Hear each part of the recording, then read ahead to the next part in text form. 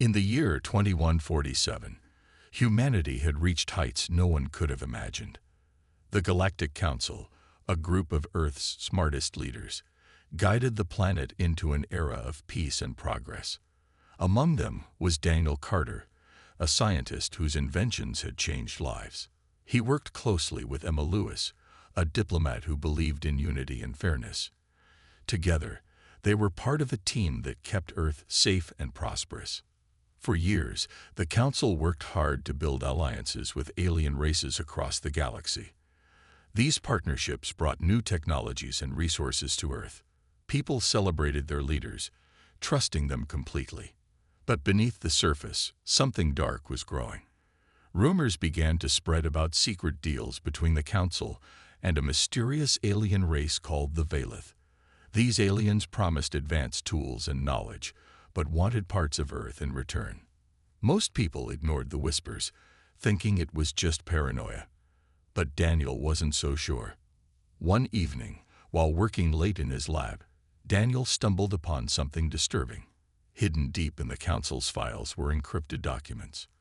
After hours of decoding, he uncovered the truth. The Council had made a deal with the Valith. They agreed to give up sections of Earth's land and resources in exchange for power. Shocked and angry, Daniel knew he couldn't keep this to himself. He reached out to Emma, hoping she would help him figure out what to do. Emma listened carefully as Daniel explained everything. At first, she refused to believe it. How could the Council betray humanity like this? But when Daniel showed her the evidence, she couldn't deny it. Her heart sank. She felt torn between her loyalty to the Council and her duty to protect humanity. As they talked, their communication devices buzzed with an emergency alert. The screen displayed breaking news. The Valith fleet had arrived ahead of schedule, and the Council's betrayal was now public. Panic swept across Earth. Cities erupted in chaos as people realized their leaders had sold them out. Streets filled with protesters demanding answers. Others barricaded themselves inside their homes, fearing what would happen next. The Council members, once admired, became targets of rage. Some were arrested by angry mobs, while others fled to escape punishment. Daniel and Emma knew they were in danger too. If the Council discovered they had leaked the information, they wouldn't hesitate to silence them. Grabbing only what they needed, they left the lab and headed for the outskirts of the city. Along the way, they saw the destruction caused by fear and anger. Buildings burned, cars were abandoned, and families huddled together, unsure of what to do next. As they navigated through the chaos, a voice called out to them from the shadows. "You two look like you're running from something," said a man stepping into the light. It was Ryan Harper, a former soldier turned resistance leader. Ryan had been fighting against corruption long before the Valith arrived. He recognized Daniel and Emma immediately and offered them protection. Ryan took them to a hidden base where other rebels were planning their next move. There, Daniel showed everyone the files he had uncovered. Proof of the Council's betrayal sparked both outrage and determination among the group. For the first time, Daniel felt a glimmer of hope. Maybe, just maybe, they could still save humanity. But as the night wore on, reality set in. The Valith weren't here to negotiate. They were here to take what they had been promised. And the Council's actions had left humanity unprepared for the fight ahead. Daniel looked around at the faces of the resistance fighters. They were scared, but they were ready to stand up for what was right. He realized then that the road ahead would be long and painful, but giving up wasn't an option. Not anymore. The days following the exposure of the Council's betrayal were filled with chaos. Earth, once a united planet under the guidance of its leaders, had crumbled into disorder. People no longer trusted anyone in power, and protests turned violent as anger boiled over. The streets were dangerous, patrolled not only by panicked civilians, but also by rogue military groups seeking revenge on the Council members who had sold them out. Daniel and Emma found themselves at the center of it all, their names whispered among both allies and enemies. Hidden away in Ryan Harper's underground base, they worked tirelessly to make sense of the situation. The base was a maze of tunnels and makeshift rooms, lit by flickering lights powered by scavenged generators. It wasn't much, but it was safe. For now, Ryan introduced them to other members of the Resistance. Ava, a tech expert with sharp eyes and quicker hands. Marcus, a farmer-turned-fighter whose strength made him invaluable in combat. And Clara, a medic who patched up wounds with quiet determination. Together, they formed an unlikely team determined to fight back against both the Vailith and the remnants of the Council. Daniel spent most of his time decoding more files he had stolen from the Council's servers. Each new discovery deepened his horror. The Council hadn't just betrayed humanity. They had been manipulating it for decades. Secret experiments had altered human DNA, suppressing emotions like aggression and curiosity to create a more controllable population. This revelation hit Daniel hard. He couldn't help but wonder how many lives had been ruined because of these hidden agendas. Emma, meanwhile, struggled with her own emotions. She had dedicated her life to diplomacy, believing she could make the world better through dialogue and understanding. Now, everything she stood for felt tainted. How could she have trusted the Council so blindly? Her guilt weighed heavily on her, but she knew there was no time to dwell on it. The Vailith were already making their presence known, deploying massive ships that loomed over cities like ominous shadows. Drones patrolled the skies, enforcing curfews and seizing resources. Humanity was being stripped of its freedom, piece by piece. Ryan pushed the group to act quickly. "We can't sit here feeling sorry for ourselves," he said during one heated meeting. "If we don't hit them soon, they'll crush us completely." His words sparked debate among the Resistance fighters. Some agreed with him, eager to strike back at the invaders. Others argued for caution, pointing out that rushing into battle without proper preparation would only lead to disaster. Tensions ran high, and it took all of Emma's diplomatic skills to keep the group from falling apart. Eventually, a plan emerged. Ryan proposed a raid on a nearby Vailith supply depot. If successful, they could steal weapons and gather intelligence about the aliens' plans. Daniel reluctantly agreed to join the mission, knowing his technical expertise would be crucial. While Ryan and Marcus prepared for combat, Daniel worked with Ava to disable the depot's security systems remotely. Emma stayed behind, coordinating communications and ensuring everyone stayed connected. The night of the raid was tense. The team moved silently through the darkness, avoiding patrols of Vailith drones. When they reached the depot, Daniel worked quickly, his fingers flying over a portable device as he hacked into the system. For a moment, everything seemed to go according to plan. But then, alarms blared, shattering the silence. The Vailith had detected their intrusion. Panic set in as the team scrambled to finish their objective. Bullets flew, and explosions rocked the area. In the chaos, Daniel discovered something chilling, a data log detailing the Vailith's true intentions. They weren't just invading Earth for resources. They planned to terraform the planet, wiping out humanity entirely. The realization froze him momentarily, but Ryan's voice snapped him back to reality. "We need to move," he shouted, pulling Daniel toward the exit. They barely escaped with their lives, retreating into the shadows as the depot collapsed behind them. Back at the base, the group processed what Daniel had uncovered. The weight of the truth hung heavy in the air. Humanity wasn't just fighting for survival, it was fighting for its very existence. And the odds were stacked impossibly high against them. The Resistance base buzzed with tension after the raid on the Vailith supply depot. Daniel, Ryan, and the others had barely escaped with their lives, but the information Daniel uncovered weighed heavily on everyone's minds. The Vailith weren't just invaders. They were planning to terraform Earth, making it uninhabitable for humans. This revelation changed everything. It wasn't enough to fight back. Humanity had to stop them completely. Emma tried to keep morale high, broadcasting messages of hope to scattered groups of survivors across the globe. Her voice was calm and steady, even though her heart raced every time she spoke. "We may be outnumbered," she said during one transmission, "but we are not defeated. Together, we can protect our home." Her words inspired some, But others remained skeptical. How could a ragtag group of rebels stand against an advanced alien race? Ryan pushed harder than ever, determined to strike back before the Valith gained more ground. He gathered the team in the dimly lit war room, where maps and schematics covered the walls. "We know what they're planning now," he said, pointing to a diagram of a massive Valith structure. "This is a terraforming hub. If we destroy it, we can slow them down, and maybe even force them to rethink their plans." Daniel frowned at the idea. "It's too risky," he argued. "That thing is heavily guarded. We'd be walking into a death trap."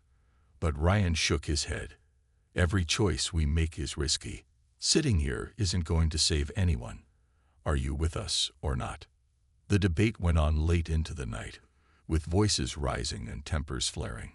Marcus, the farmer-turned-fighter, supported Ryan. "He's right," Marcus said firmly. "If we don't act, they'll take everything. I didn't leave my family behind just to sit around waiting to die." Clara, the medic, stayed quiet, her hands clasped tightly together. She knew the cost of failure would be devastating. In the end, Emma broke the stalemate. "We have no other option," she said softly. "If we don't try, humanity has no future. Let's prepare as best we can and trust each other to get through this." Her words settled over the group like a heavy blanket, silencing further arguments. They began planning the attack, knowing full well that many of them might not return. The day of the mission arrived, bringing with it a mix of fear and determination. The team moved cautiously under the cover of darkness, their path illuminated only by the faint glow of distant Valith ships. Daniel carried a small device designed to disable the hub's defenses temporarily. Ava had worked tirelessly to program it, ensuring it would give them a fighting chance. As they approached the structure, the air grew thick with tension.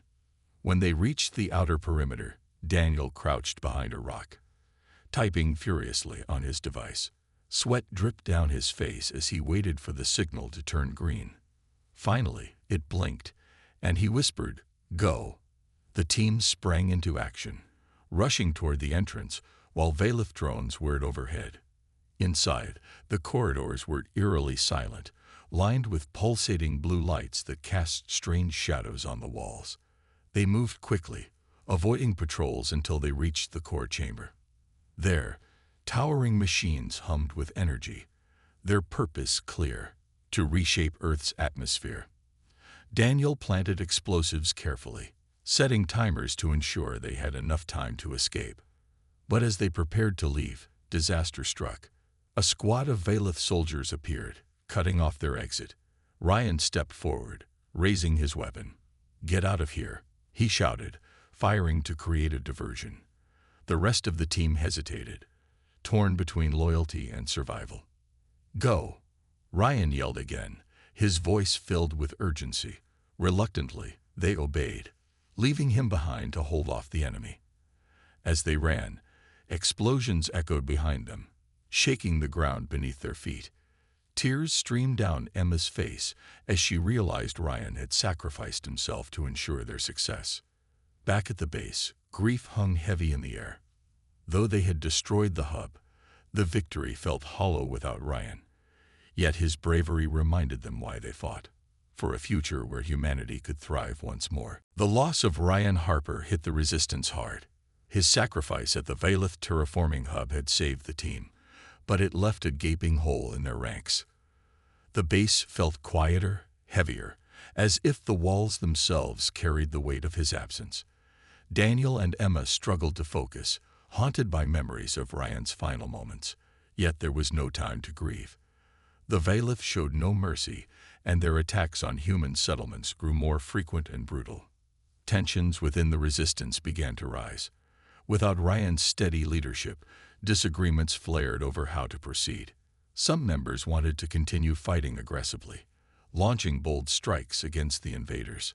Others argued for a more cautious approach, believing that humanity couldn't afford another costly failure.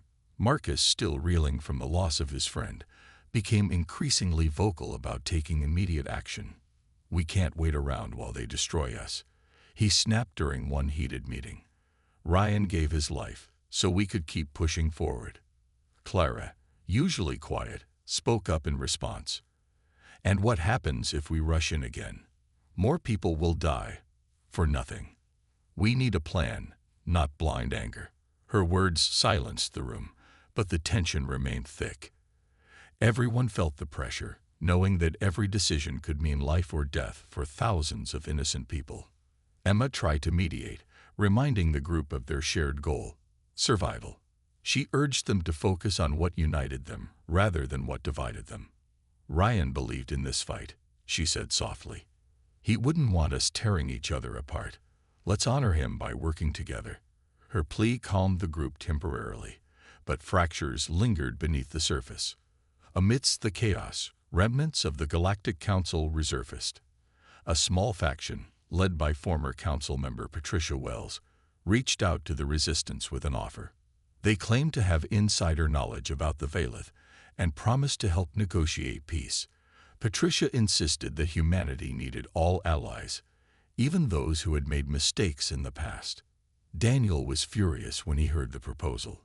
Trust them again. After everything they've done, he demanded. They betrayed us once. Why should we believe them now? But others weren't so quick to dismiss the idea. Ava pointed out that the Council might still hold valuable information about the Valeth's technology and weaknesses. We don't have to forgive them, she said, but maybe we can use them to win. The debate raged for days until Emma finally stepped in. We'll meet with them, she decided, but only to see what they know. If they try anything suspicious, we walk away. Reluctantly, the group agreed. They arranged a secret meeting in an abandoned warehouse on the outskirts of the city.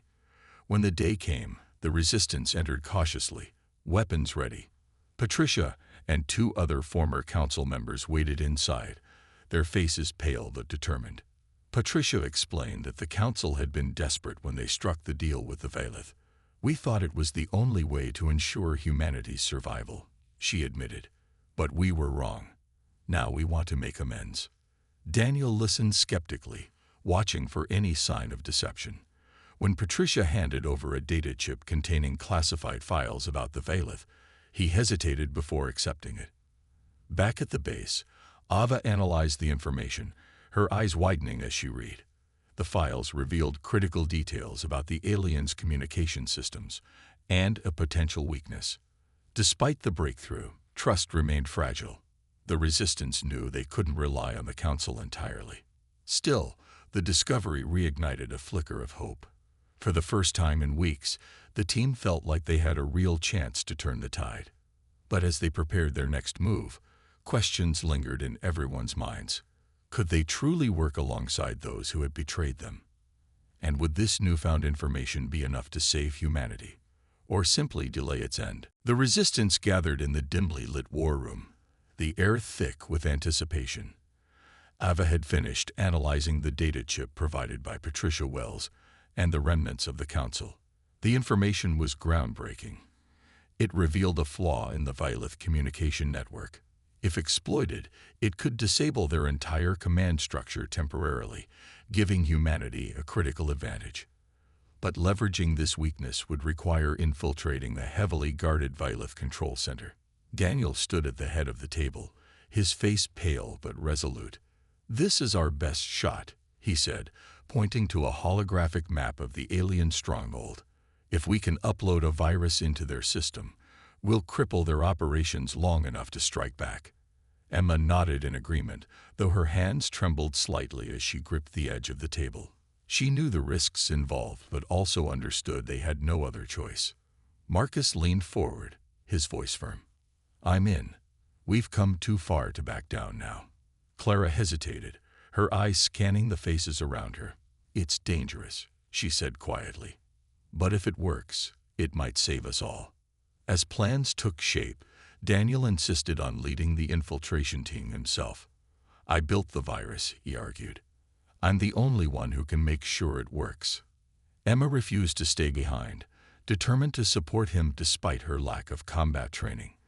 Marcus volunteered to cover them, while Ava coordinated the operation remotely from the base.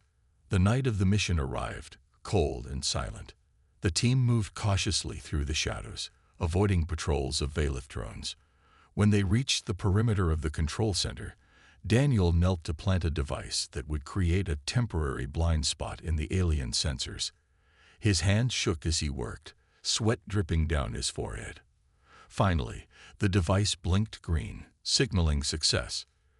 "Let's go," he whispered. Inside, the corridors were eerily quiet, illuminated by pulsing blue lights. They stuck to the shadows, hearts pounding as they approached the main terminal.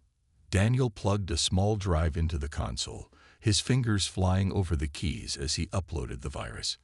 Minutes felt like hours as the program ran its course. Suddenly, alarms blared, shattering the silence.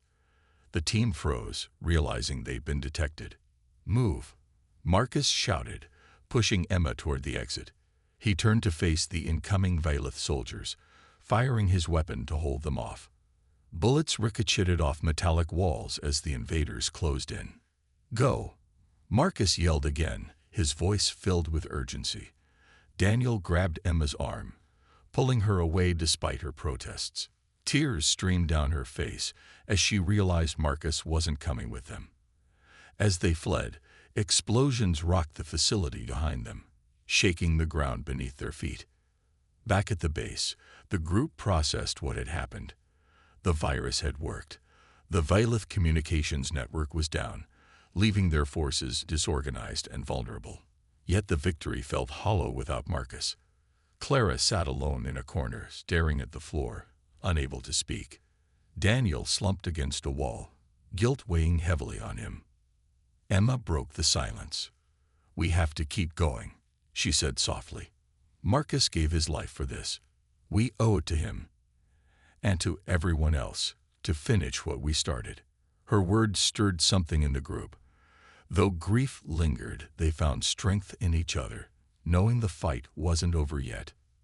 For the first time, humanity saw a glimmer of hope. The Valith weren't invincible. With every sacrifice, the resistance grew stronger. And though the road ahead remained perilous, they were ready to face it together. The resistance prepared for their final stand. The virus had crippled the Valith's communication network, leaving their forces scattered and confused. It was a rare opportunity, one they couldn't afford to waste. But even with the advantage, the odds were still against them. The Valith had superior numbers and technology, and humanity's resources were stretched thin. Daniel worked tirelessly in the war room, mapping out strategies for the attack. His eyes were bloodshot from lack of sleep, but he refused to rest. "This is our chance," he told Emma as she brought him a cup of water. "If we hit them now, while they're disorganized, we can take down their mothership. Without it, they'll lose control of their fleet." Emma nodded, though her heart ached with doubt. She had seen too many friends fall: Ryan, Marcus, and countless others. Each loss chipped away at her hope, but she forced herself to stay strong. The survivors looked to her for guidance, and she couldn't let them down. "We'll need everyone for this," she said firmly. "Every fighter, every weapon, everything we've got left." Word spread quickly through the base, reaching even the smallest pockets of resistance across Earth. People responded with determination, rallying to the cause. Farmers turned soldiers, scientists armed with makeshift gadgets, and ordinary citizens willing to risk everything. They all came together for one last push. For the first time in months, there was a sense of unity among humanity. As the day of the assault approached, tensions ran high. Clara moved quietly among the fighters, checking weapons and tending to injuries. Her hands trembled as she bandaged a young man's arm, but her voice remained steady. "Stay focused," she murmured. "We're doing this for everyone who didn't make it." Ava monitored communications, ensuring the team stayed connected despite the chaos. Even Patricia Wells and the remnants of the council offered what little help they could, though their presence was met with cold stares. The attack began at dawn. The resistance launched a coordinated assault on the Valith mothership, using stolen alien tech and guerrilla tactics to breach its defenses. Daniel led a small team inside, navigating narrow corridors filled with enemy soldiers. Every step felt like walking through a nightmare, but he pressed on, clutching the device that would deliver the final blow. Emma fought alongside the others outside, shouting orders and firing at incoming drones. Her hands shook, but she didn't falter. Around her, people fell, yet the line held firm. The cries of pain and explosions echoed in her ears, but she pushed the fear aside. This was humanity's moment, and she wouldn't let it slip away. Inside the ship, Daniel reached the core chamber. The massive machine hummed with energy, powering the entire fleet. He planted the device carefully, setting the timer for 10 minutes. As he turned to leave, a group of Vailith soldiers blocked his path. Outnumbered and outgunned, he raised his weapon, ready to fight to the death. But then Emma's voice crackled over his earpiece. "Daniel, we're coming for you." Moments later, reinforcements burst into the room, led by Ava and Clara. Together, they fought their way back to safety, narrowly escaping as the mothership began to collapse. Outside, the survivors watched as the massive vessel exploded in a blinding flash of light. Cheers erupted, mingling with tears of relief and sorrow.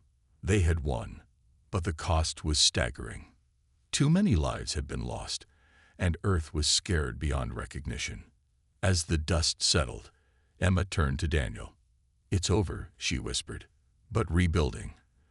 That's going to take everything we have." He nodded, gazing at the horizon. The road ahead would be long and painful, but for the first time, there was hope. Humanity had survived, and maybe, just maybe, it could rise again. The destruction of the Vailith mothership marked a turning point for humanity. The invaders, their command structure shattered, began retreating from Earth. Without their central hub to coordinate attacks, their forces fell into disarray. For the first time in months, the skies were clear of alien ships, and the streets, though battered and broken, felt safer. People emerged from hiding, their faces weary but hopeful. The war was far from over, but humanity had proven it could fight back.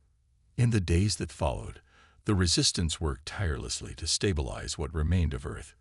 Clara tended to the wounded, her hands steady despite the exhaustion etched on her face. Supplies were scarce, and many struggled just to find food and clean water. Yet there was a quiet determination among the survivors. Neighbors helped neighbors, sharing what little they had. Slowly, communities began to rebuild. Daniel and Emma stayed at the forefront of the effort, leading by example.